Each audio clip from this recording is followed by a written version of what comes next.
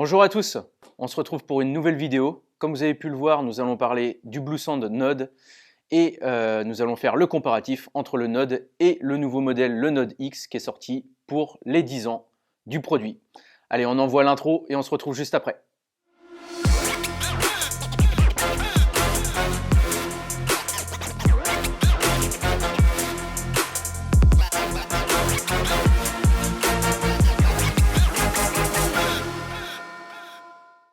Donc c'est parti, première partie, donc déjà la présentation du Node. Le Node, qu'est-ce que c'est?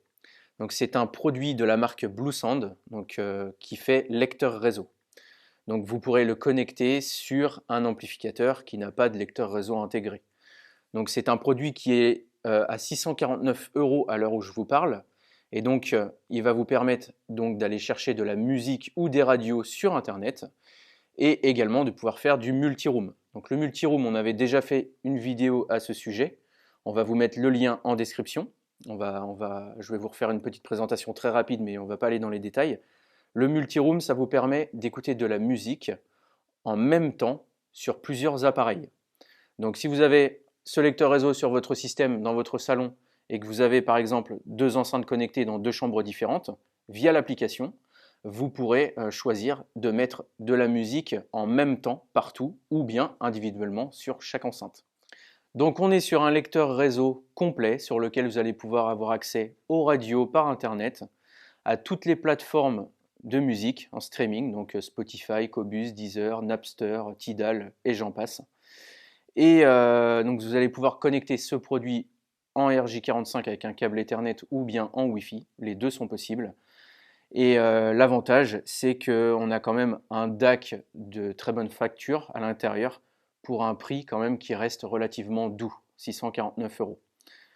Voilà, maintenant ce produit donc, va vous permettre de passer des fichiers en IRS audio, donc jusqu'à 24 bits 192 kHz, et il y a bien sûr la compatibilité Bluetooth aptX HD et la compatibilité AirPlay 2 pour connecter donc, une source Apple, votre téléphone Apple, votre tablette Apple, donc en AirPlay qui peut aller jusqu'à 16 bits 48 kHz. Voilà.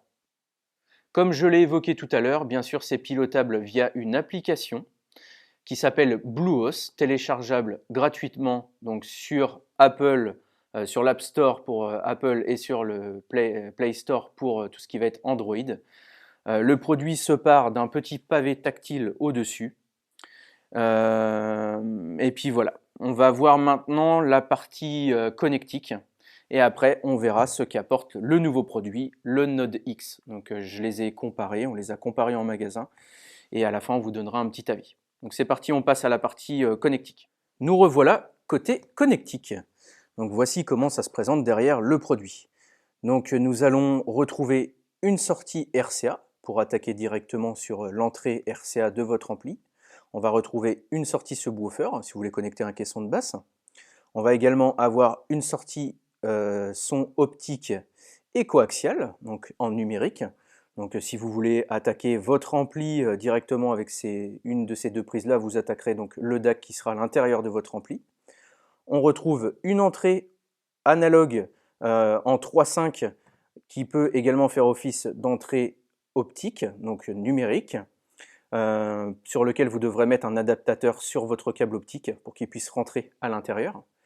Et nous allons retrouver donc un trigger pour l'allumage du produit. Également, vous pouvez apercevoir donc le RJ45 pour connecter le câble Ethernet, un USB pour connecter disque dur ou bien clé USB, et bien sûr la fameuse prise HDMI e-ARC pour récupérer le son de votre téléviseur. Et bien sûr à côté, l'alimentation. Sur la face avant, nous retrouvons l'entrée casque, si vous voulez écouter au casque. Donc voilà, maintenant qu'on a fait la présentation du Node, on va parler au sujet principal de la vidéo, donc le Node X. Qu'apporte-t-il par rapport à l'autre modèle? Donc déjà, ce qu'il faut savoir, c'est que c'est un produit anniversaire. Donc il est présenté on est sur 799 € pour ce produit-là, donc 150 € de plus que le Node ici présent. Il est sorti pour les 10 ans du produit et on est sur un produit en quantité limitée. Donc il se part d'une nouvelle finition, une finition argent, silver, qui est plutôt sympa quand même. Niveau côté tactile, on reste sur la même chose. Côté connectique également, on reste sur la même chose. Ce qui va changer, donc ça va être la prise casque à l'avant. Donc on passe sur un 635, donc c'est le format un petit peu plus gros. Et sinon c'est à peu près tout niveau visuel. Le Node X reprend tout ce que fait le Node. Donc vous n'aurez pas moins de choses avec ce produit-là. Ce qui va changer, c'est la partie DAC, donc convertisseur, et la partie processeur. Maintenant, on est sur un DAC ESS Sabre. Ils ont également légèrement amélioré la partie processeur, ce qui fait que vous allez avoir quelque chose d'un petit peu plus rapide et vous allez avoir un petit peu plus de précision dans la musique, dans les fichiers. Ensuite, côté amplificateur casque, on va retrouver un port 635 à l'avant. Donc on était sur un port 3.5 sur le Node.